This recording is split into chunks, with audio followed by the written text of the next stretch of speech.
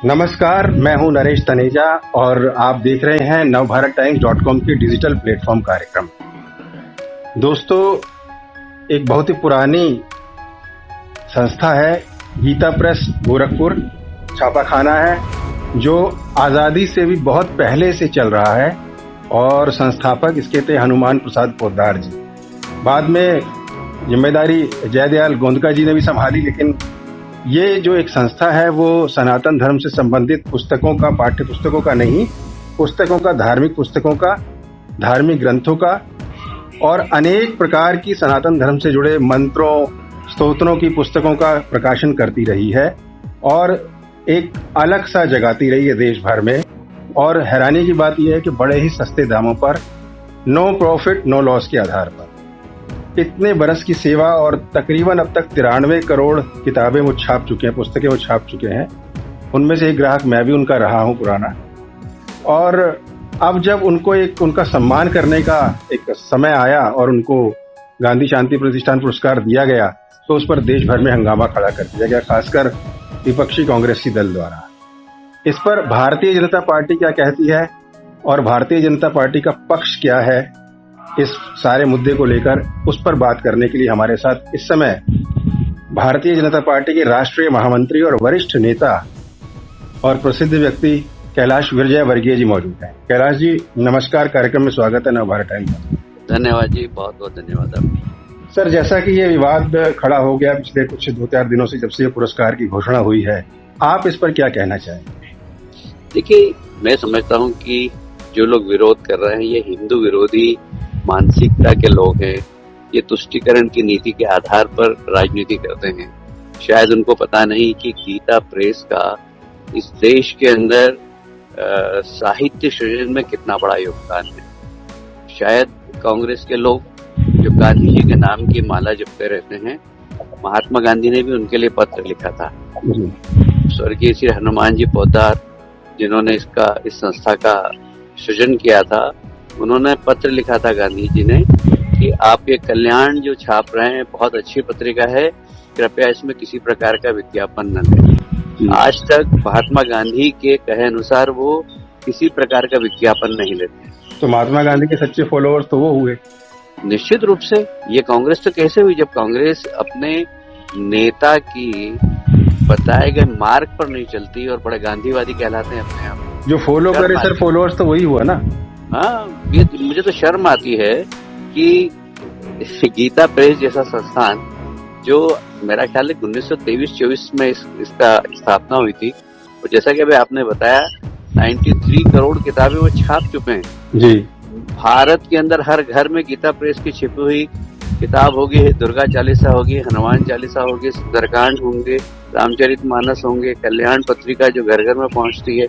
इतने घरों से जुड़े हुए गीता प्रेस, और मैं समझता हूँ यदि उनको इस प्रकार का पुरस्कार दिया है तो उसकी प्रशंसा करनी चाहिए।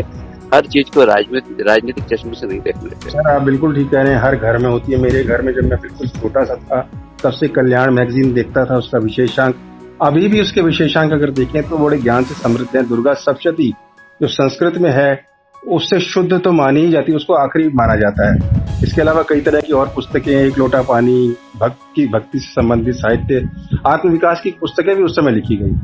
अरे बच्चों के लिए इतनी अच्छी कथाएं उसमें होती है जिससे कि उनके चरित्र का निर्माण हो। मतलब आज के एजुकेशन में जो किताबें नहीं है, जो होना चाहिए, वो किताब प्रेस छापता है और सस्ते दरों पर 2 रुपए में हनुमान चालीसा देते हैं वो, जिसकी अगर हम छपवाएं तो कम से कम 8 या 9 रुपए में पड़े हो। सर, सिर्फ हनुमान चालीसा नहीं, राम रक्षा स्तोत्र, आदित्य हृदय स्तोत्र, 50-50 पैसे 1-1 रुपए में स्तोत्र की वो पुस्तिका है, छोटी सी, बताइए। जी हाँ, जी हाँ।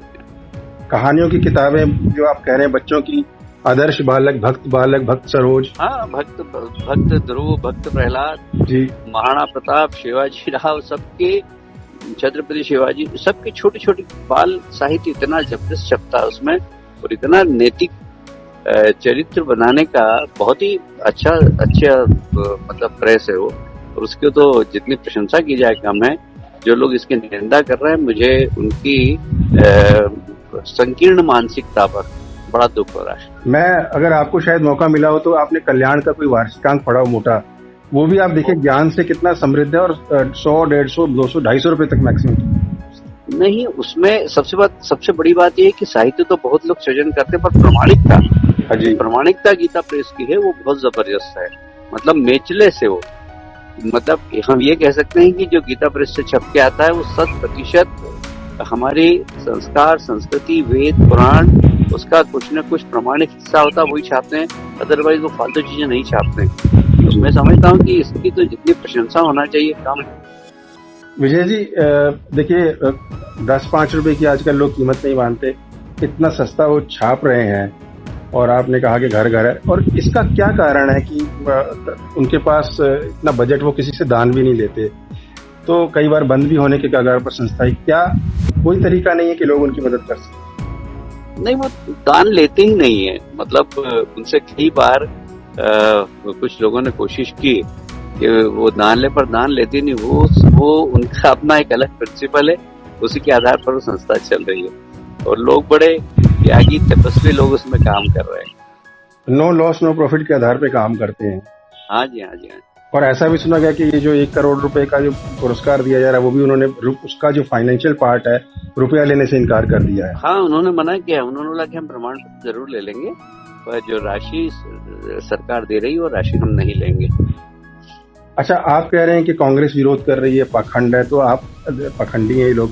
आप देखिए, तो सोनिया गांधी के जो दोनों बच्चे हैं, सोनिया जी के, राहुल गांधी और प्रियंका गांधी, उनको तमाम कई मौकों पर उनको देखिए मंदिरों में आरती करते, पूजा करते, जनेऊ धारण करते या शिवलिंग पर जल चढ़ाते देखा जाता है, लेकिन फिर आप ऐसा कैसे कह सकते हैं कि वो पाखंड कर रहे हैं? ये देखिए, ये वोट के लिए करते हैं, अब करने लगे हैं। पहले तो कांग्रेस सिर्फ एक त्योहार मनाते थे, रोजा इफ्तार, उसके अलावा कोई त्योहार ही नहीं मनाते थे। उनको कभी किसी मंदिरों में जाना तो उन्होंने सीखा ही नहीं था। तो अब ये तो वोट की खातिर कहीं गोल टोपी पहन लेते हैं, कहीं पे जनेऊ डाल लेते हैं। इनके चरित्र आप समझ सकते हैं, मैं इस पे बहुत ज्यादा टिप्पणी नहीं करूँ, पर इसके पहले कौन जाता था मंदिरों जी। लेकिन वो उनका कहना है, कांग्रेस का ये कहना है कि उनको पुरस्कार दिए जाने से ऐतराज नहीं है। गांधी का पुरस्कार क्यों दिया? गांधी जी के नाम से जुड़ा हुआ कोई पुरस्कार इस संस्था को क्यों दिया गया? ये ऐतराज उनका ये। अरे गांधी जी ने पत्र लिखा था भाई उनको, गांधी जी वहां जाते थे, गांधी जी उनको सलाह देते थे। गांधी जी के बहुत सारे आर्टिकल कल्याण में छपे हैं। अब ये नासमझ लोग हैं, कुछ जानते नहीं है, पढ़ते नहीं है, लिखते नहीं है, इनको अपने इतिहास की जानकारी है नहीं, तो इस प्रकार की टिप्पणी करते हैं। महात्मा गांधी स्वयं हनुमान जी पोद्दार के बहुत अच्छे मित्र थे, और हमेशा कल्याण में वो अपना आर्टिकल लिखा करते थे। अच्छा, वैसे देखा जाए तो अगर राम का नाम लेना और राम की बात करना अगर ढोंग, पाखंड या सांप्रदायिकता है, तो फिर गांधी जी ने तो हर वक्त राम का नाम लिया, अंत में उनके मुंह से राम निकला। मैं वही तो कह रहा हूँ कि ये सब पाखंडी लोग हैं। महात्मा गांधी निश्चित रूप से बहुत अच्छे इंसान थे, और वे भगवान पर विश्वास भी करते थे। वो लोगों से भी कहते थे कि यह क्रांति का आंदोलन है, इसकी शुरुआत हम भगवान का नाम लेकर करें। तो वो तो इस प्रकार के ढोंगी लोग नहीं थे वो गांधी जी, इस प्रकार की वर्तमान कांग्रेस। अच्छा, कंक्लूजन के रूप में आपको इस सब्जेक्ट पर कहना हो, जो गीता प्रेस वाला मुद्दा, तो 1-2 सेंटेंस में आप कंक्लूजन क्या करें? मैं कहूंगा कि सारे देश के लोग, मेरा ख्याल है, गीता प्रेस के प्रति कृतज्ञ हैं, क्योंकि जो धार्मिक साहित्य का सृजन प्रामाणिकता के साथ जिस प्रकार गीता प्रेस सारे देश में लोगों को देती है सस्ते मूल्य पर, उसके ऊपर टिप्पणी करने वाले लोगों को मैं निंदा करता हूं, और गीता प्रेस के द्वारा ये जो सराहनीय कार्य किया जा रहा है उसकी मैं प्रशंसा करता हूं, और उन्हें पुरस्कार प्राप्त हो उसके बधाई देता हूं। आपने समय दिया, धन्यवाद।